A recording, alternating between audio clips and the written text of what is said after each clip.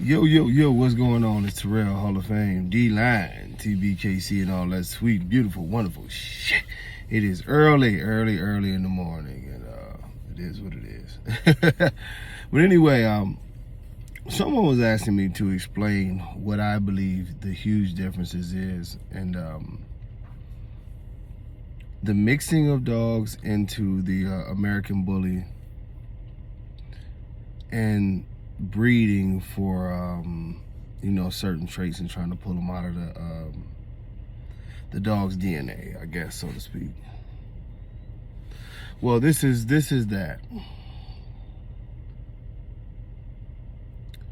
I would say the biggest thing is this. The more that you add in things, you're adding in complications and you're adding in mixes that would take time to see how those mixes go together. When you're taking a dog who's already been established, or maybe two dogs that's already been established, and you've been breeding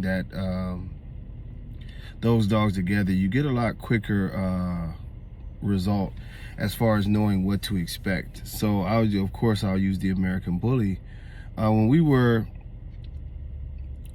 using the mostly pit bull staffs, just to put it that way, I'll say mostly because you never know what some people were doing, but I know what I did. So breeding the dogs, typically you would find out one or two things. You would find out that either it's going to work or it's not. And what we meant by it's going to work or it's not is you didn't have to worry about like horrible flaws as much back in the day, but you did have to sort of worry about the dogs coming out too terrier. So the good American Bully breeders, so to speak, back in the day, all you were doing is really starting to figure out what combinations would pull you more bully dogs.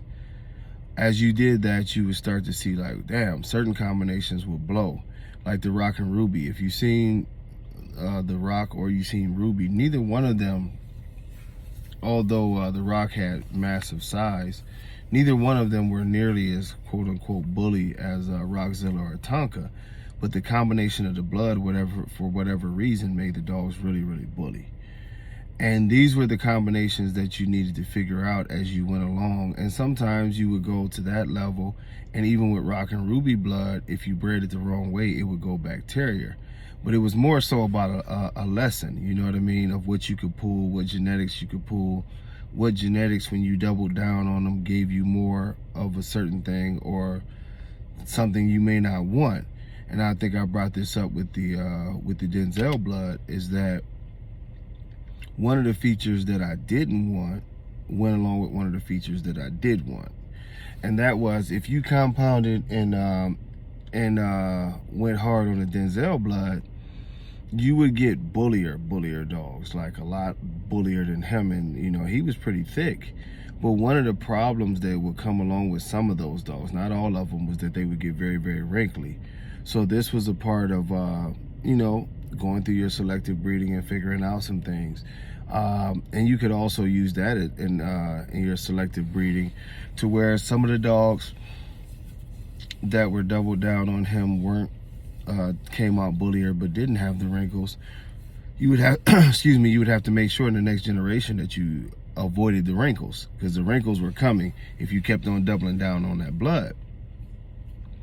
Now, you had multiple combinations throughout the Edge family, throughout, all of this stuff that you had to figure out. You had to figure out some things on these bloods.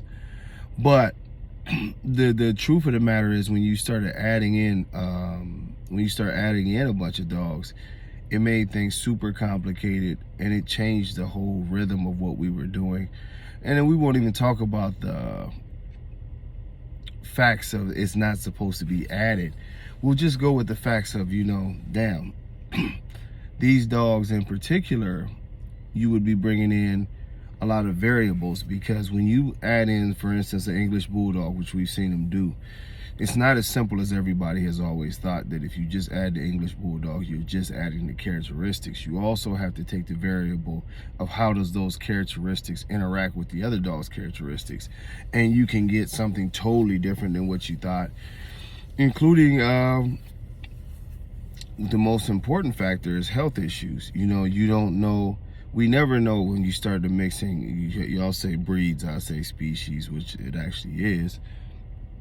When you start mixing two different totally different species of animals, you never quite know what exactly it is that you're going to get. Sometimes you'll get what you were looking for. Sometimes you'll get things like, you know, and I brought it up before, the liger, where it's totally different from the lion and the tiger, bigger, slower, mentally slower, a lot of different issues.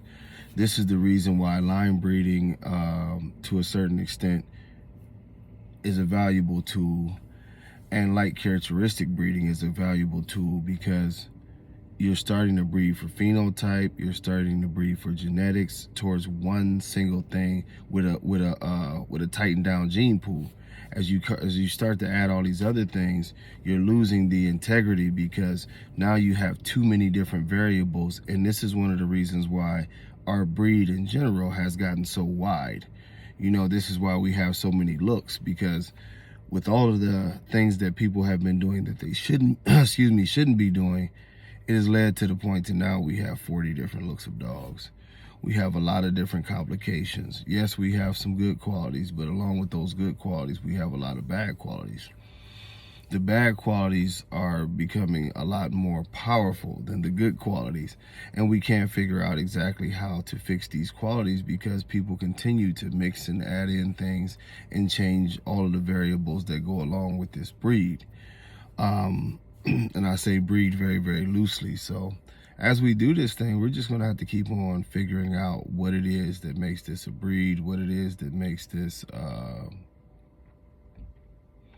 process, you know, because I tell you, if we don't tighten down on things, if we don't tighten down on the look, if we don't start breeding to something specific, if we don't stop adding in other dogs at, you know, at leisure, eventually what you're going to have is sort of what we have now, a big old clusterfuck of issues within our genetics. The days of everybody saying, you know, I'm using this as a tool needs to end. The only tool that you need to use is another dog that fits the standard very, very well and may have physical attributes that you want. Not something that you need to fix. Not something that's going to take a lot of work to fix. We have to get past the whole fixing thing and all of this and that and the other with trying to dibble and dabble with dogs that we know don't belong in the breed. This is one of those things where I could go on for a half an hour, and I'm trying to compress it into something. That's why I sort of, but you know, to wrap it all up is just bottom line. If the American bully breed is going to go forward, we have to get back to the point where we're breeding the same type of dog. And like I say, I take you back to the old days all the time, because that's when this as a breed was most on point. You know, people always talk about, oh, this. I mean, we know why they try to slander the old dogs. But if you look at what was going on with the older dogs, far less health problems, far more identifiable as a breed. You knew what American Bully looked like. And most important, we had more DNA integrity. Not to say everybody had DNA integrity, because they were still hanging papers back then. But the one thing is, we had more DNA integrity to the point to where we knew where our dogs come from. Today, a lot of the stuff that's being bred, we don't even know what guys are doing, and there's no proper DNA testing to stop them from doing it. So overall, you're just adding in things, and even if you try to breed the pedigree, you don't know what exactly that pedigree is telling the truth about and what that pedigree is lying about. So yeah, it does become an issue, but we're gonna talk more and more about this on today's live, after the Browns get this win. That should be about, what I tell y'all, 4 o'clock Eastern time. We're gonna get it in. Until next time, y'all, much love. Peace.